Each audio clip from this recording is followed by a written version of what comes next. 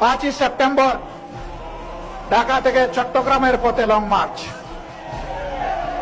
আমরা পরিষ্কার বলে দিচ্ছি, এই লং মার্চ জনগণের দাবি আদায়ের জন্য।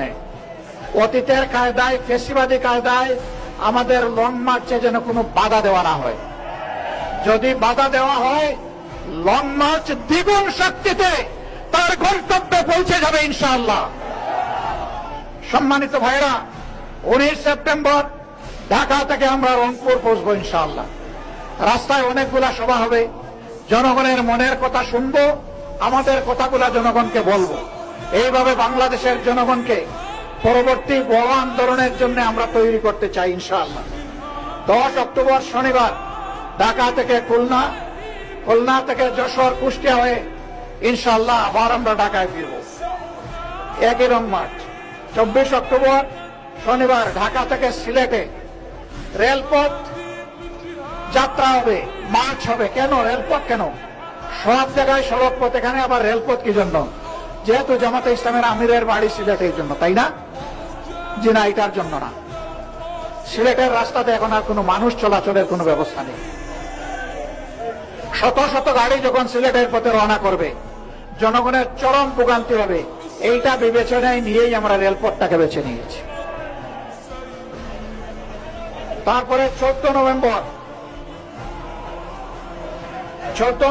2016 ঢাকাবাসী, আপনাদের কাছে জানতে চাই, বাংলাদেশের প্রত্যেকটি গ্রাম থেকে, পাড়া থেকে, মহল্লা থেকে আমাদের ভাই বোনেরা ঢাকার দিকে রওনা করবে। ঢাকায় মহাসমাবেশ অনুষ্ঠিত হবে ইনশাআল্লাহ। সেই দিন ঢাকাবাসী, আপনারা কি সত্যিকারের অতিথির দায়িত্ব পালন করার জন্য প্রস্তুত আছেন? আমি আপনাদেরকে আজকে থেকে সেই প্রস্তুতি নেওয়ার জন্য আহ্বান জানিয়ে রাখলাম।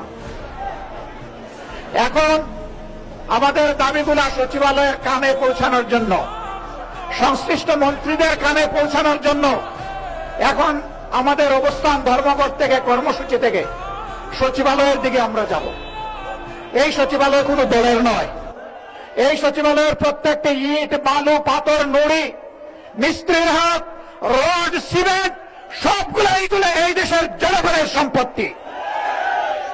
সচিবালয়ে যারা বসে আছেন, মন্ত্রী হন, এমপি হন, জনগণের কথা শুনতে হবে, জনগণের কথা মানতে হবে। আজকের মতো আমাদের দাবি খুবই অল্প। আমার চুলায় গ্যাস চাই, আমার মাকে আর কান্নাবেন না, ঘরে ঘরে বিদ্যুৎ চাই, সংসদের ভিতরে আর মিথ্যা বিবৃতি দিবেন না, খাবার জন্য বিশুদ্ধ পানি চাই, আমাদের যানবাহনের জন্য পর্যাপ্ত গ্যাস চাই। ইতিমধ্যে এলপিজির দাম বাড়িয়েছেন, প্রত্যাহার করুন, প্রত্যাহার করুন। না করলে আমরা সংশ্লিষ্ট দপ্তর ঘেরাও করতে বাধ্য হব। আর দাম বাড়ানোর দিকে হাত বাড়াবেন না। গ্যাসের দাম বাড়ানোর ফয়সালা করছেন, আমরা বুঝতে পারছি। সংকট তৈরি করার পরবর্তী পদক্ষেপ হচ্ছে দাম বাড়ানো। আমরা তা হতে দেব না ইনশাআল্লাহ। আপনারা তৈরি আছেন তো? তৈরি থাকবেন। বাংলাদেশ জিন্দাবাদ, 11 দলীয় ঐক্য জিন্দাবাদ। আসসালামু আলাইকুম ওয়া রাহমাতুল্লাহ।